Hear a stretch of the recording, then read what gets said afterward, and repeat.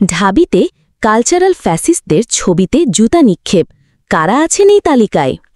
15ই আগস্টকে কেন্দ্র করে আবারও আলোচনায় এসেছে এক বিতর্কিত কর্মসূচি। একনায়কতান্ত্রিক শাসক হিসেবে পরিচিত শেখ মুজিবুর রহমানকে স্মরণ ও শ্রদ্ধা জানানোর অভিযোগে দেশের জনপ্রিয় সাংস্কৃতিক ও গণমাধ্যমের অনেক পরিচিত মুখ এবার বয়কটের শিকার হয়েছেন।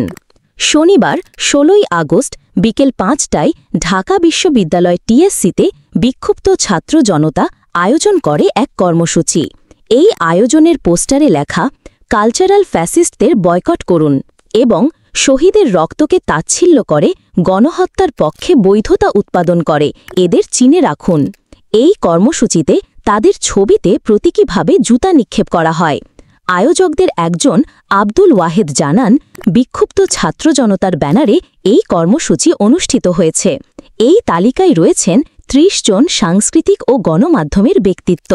তাদের মধ্যে কয়েকজন হলেন গায়ক লিঙ্কন আর্টসেল, রাহুল আনন্দ, সিয়াম এসপি ক্রিয়েশন, জাহের আলভি, অরুণা বিশ্বাস, সুমন আনন্দ, নাজিফা তুষি, সাজু খাদেম, মুমতাহিনা টয়া, সুনেরা বিনতে কামাল, ফারাবি হাফিজ, পিয়া জান্নাতুল, আরুশ খান, খাইরুল বাশার, ইরফান সাজ্জাদ, সাকিব খান, স্বাধীন, পারশা মেহেজাবিন, কোচি খন্দকার, মেহের আফরোজ শাওন এবং আরও অনেকে।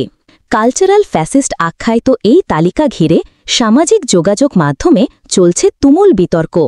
এমন কর্মসূচি নিয়ে সমাজের কথিত সুশীলরা তৈরি করছেন নানা প্রশ্ন। শিল্পীরা কি সত্যি নীরবে কার্যক্রম নিষিদ্ধ আওয়ামী লীগকে পুনর্বাসিত করতে কাজ করছেন, নাকি এ কেবল আওয়ামী মতাদর্শিক প্রতিহিংসা? আওয়ামী কালচারাল ফ্যাসিস্টের নিয়ে আপনারা কি ভাবছেন? মন্তব্যে জানান মতামতের ঘরে।